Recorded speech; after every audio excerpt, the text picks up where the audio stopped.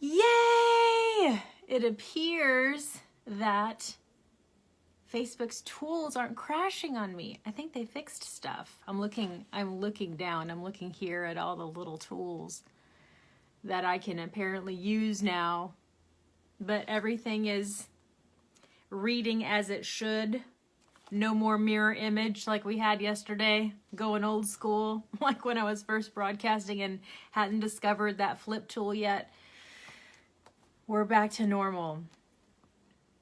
Random. A friend of mine was talking about how he saved his customers recently, $800 on 2 separate occasions, and he posted it on Facebook. And that, I don't know, we went down a rabbit hole about 800 numbers and then went down a rabbit hole of 900 numbers. Do you guys remember 900 numbers back in the day? I'm not talking about the risque ones, guys. I'm not talking about those. But do you guys remember? Oh my God. And this is super random. I had this memory when I was a kid. I used to have that Garfield phone. Who had a Garfield phone? I had a Garfield phone when I was a kid. And I remember, I swear it was on the box or something, where you could call a 900 number. You remember 900 numbers had a charge.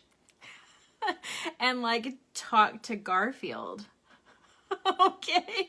I remember doing that as a kid. And oh my God. I remember when our phone bill, our paper phone bill with all of the charges came in. And my dad had circled all of these unusual charges. And they were all my charges to Garfield. It was so funny. But anyway, when my buddy brought up the number 800, it went down a rabbit hole of comments about 800 numbers and 900 numbers. And I was just like, I need to ask anybody on the broadcast if they remember 900 numbers as a kid.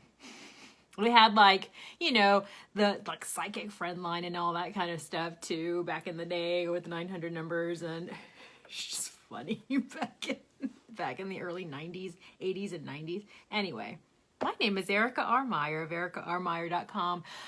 I'm a voiceover talent, owner of Reframe It Mindset Motivation, author of Reframe It, Rethinking Your Reactions to Life's Annoyances, a picture book for adults designed to reduce your stress level right away. I teach busy adults how simple shifts in mindset can immediately reduce your everyday stress, improve your health, and increase your happiness. And it was the loss of my father to cancer in 2015 that inspired that curiosity about positive mindset and how it might affect the physical body.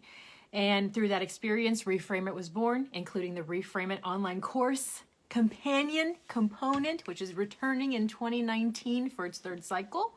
I've had students tell me it has saved their marriage. That's true. Help them sleep better. That's true. And it's just, I've had really good positive feedback about it. So I encourage you to get on the wait list for it. It'll be in the comments for you, as well as the upcoming Reframe It meditation component coming down the pipeline very soon. I expect to have a free preview in the month of December. I'm working on it. I was working on it feverishly even before this broadcast. How receptive are you? How open are you to practical advice? This is a question I really want you to think about and answer. It can either be rhetorical or otherwise.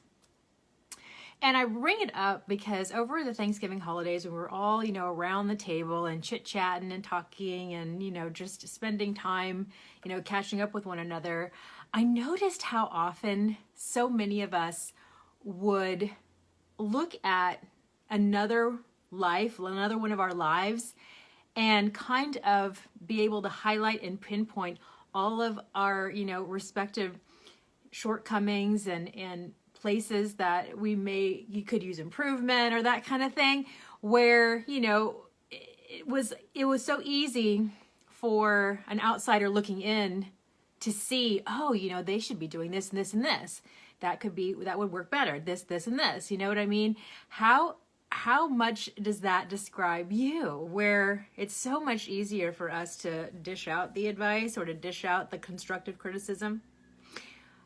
but it's really kind of like when it comes back to you and somebody offers you perhaps constructive criticism, practical advice, all of a sudden, how much of it a gut instinct is it for you to come up with an excuse? Oh, well, because it's this. Oh, well, because it's that. And not kind of like immediately think, is that advice that they're giving me, is that constructive criticism they're giving me valid? Is it something that could actually benefit me? Or am I just being defensive or set in my ways or all of those things? How open are you to practical advice, constructive criticism, things like that? Because that was one thing I really noticed, how we could just so easily, outsider looking in, so easily say, oh, you need to be doing this, this, and this. You need to be, telling her this, this, and this. You need to use this source. You need to do this. It was so easy for us to see how we could improve someone else's life. But when it came and the roles were reversed and the tables were turned, and that opportunity for us to receive constructive criticism or practical advice came, we were a little bit more standoffish, less receptive.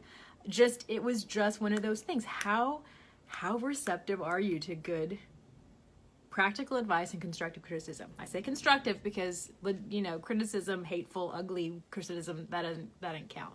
That should, we should let that roll off our back.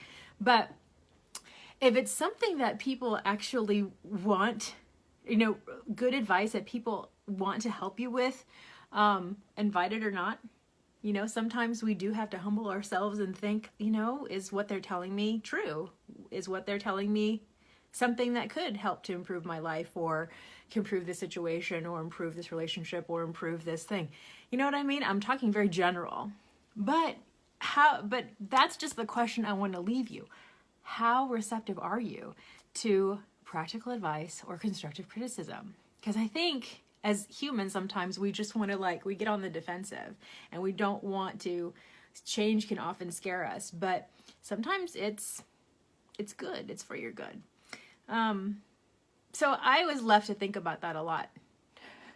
It's just because I saw it kind of ping-ponging and all the balls in the air, so to speak, when we were all chit-chatting and talking. And I thought, it's so easy. It's so easy as outsiders to say, oh, they should do this, this, and this. Sometimes whenever, and that sometimes that's not valid, because if we don't walk in their shoes, we never know, right? We shouldn't. We don't know sometimes.